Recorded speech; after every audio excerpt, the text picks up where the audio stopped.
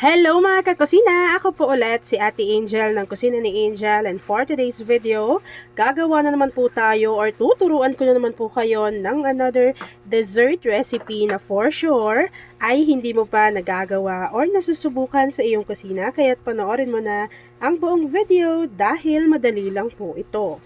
So una, meron tayo ditong microwavable tub na merong tig 500 ml. Bago po, meron ako ditong natira na custard cake bars. So, hiniwa ko lang po iyan sa gitna. Ayan, para tipid. So, naglagay tayo dyan ng tigta 3 piraso. So, in total, makakagawa tayo siguro ng 4. So, ayan po ay natira lang dito sa aking ref.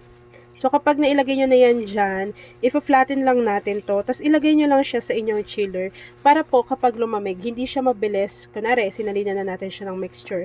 Hindi siya mabilis malulutang or lulutang yung ating cake bar. So, kapag nailagay na po natin dito yung ating cake bars, ang ganda ng kulay, no? Ilalagay lang natin to sa ating chiller. Tapos, ipapakita ko sa inyo kung ano pa yung next procedure. So una, para sa ating mixture, kakailanganin po natin dito ng isang sachet or 24 grams nitong Menu Magic Green Jelly Powder. So ilagay nyo lang yan dito lahat sa ating kaserola. Make sure na hindi pa po nakabukas yung apoy sa ating kalan.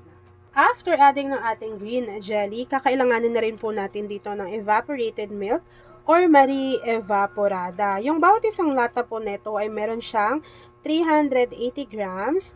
And ang gagamitin ko po ay 3 piraso ng Marie Evaporada.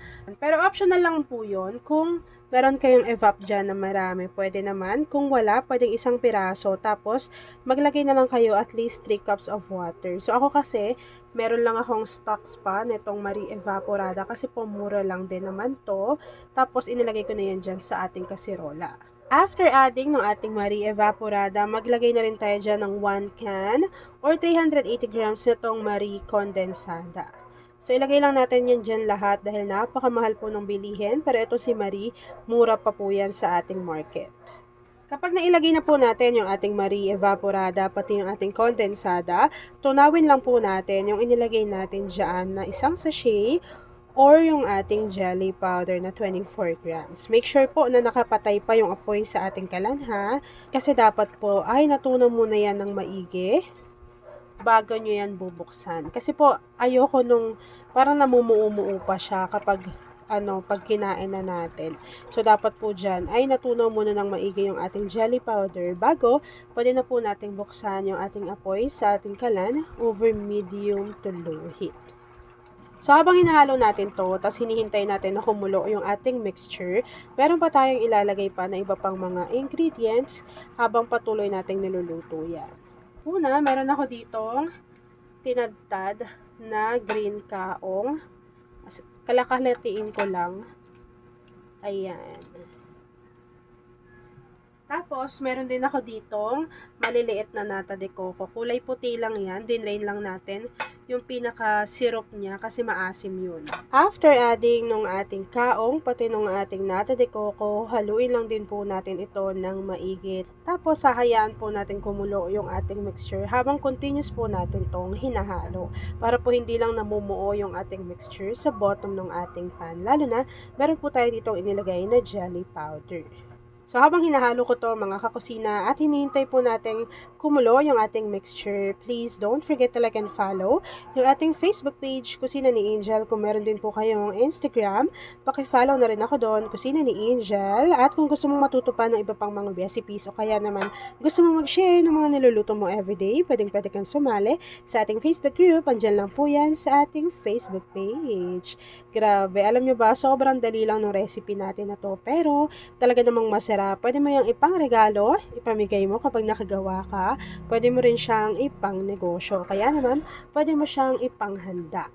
Ito, pakita ko lang sa inyo, lagi kong sinasabi sa inyo na maganda itong si Gaslight kasi totoo po talaga. So, ayun yung lagi kong ginagamit kapag nagluluto ako ng dessert recipes o kaya naman yung mga sinishare kong recipes sa inyo. Sobrang dali lang din yung linisan. Tapos, pwede nyo pa yung dalhin kahit saan kasi nga po ito ay portable. So, pwede nyo yung bitbitin kahit saan. At ayan na nga mga kakusina, ita-transfer lang po natin ito lahat dito sa ating microwavable tub na merong cake bars. And then after po nun, papakita ko sa inyo kung ano pa yung next procedure. Kapag na-transfer na po natin yung ating mixture dito sa ating lagayan, set aside lang natin to. Hintayin natin yung mag-set or mag-firm. And then after po nun, ipapakita ko na sa inyo kung ano yung natapos nating easy dessert recipe. At ayan na nga mga kakusina, once na lumamig na yung ating dessert recipe, nilagyan ko lang po yan ulit ng kaong tapos ng keso on top. And then pwede na po natin yang enjoy! At ayun na nga mga kakusina, tapos na naman po ang ating easy dessert recipe na Nata Jelly Dessert. Kung nagustuhan mo yung ating video, please like and share this video. At kung hindi ka pa nakakapag-subscribe sa aking YouTube channel na Kusina ni Angel, please click subscribe button. Click mo na yung notification bell. Click all para lagi kang updated sa bawat ina-upload kong mga videos. Yun lang mga kakusina. Thanks for watching and enjoy this video. Pakishare ng ating video, lalo na kung isa ka sa dessert lover.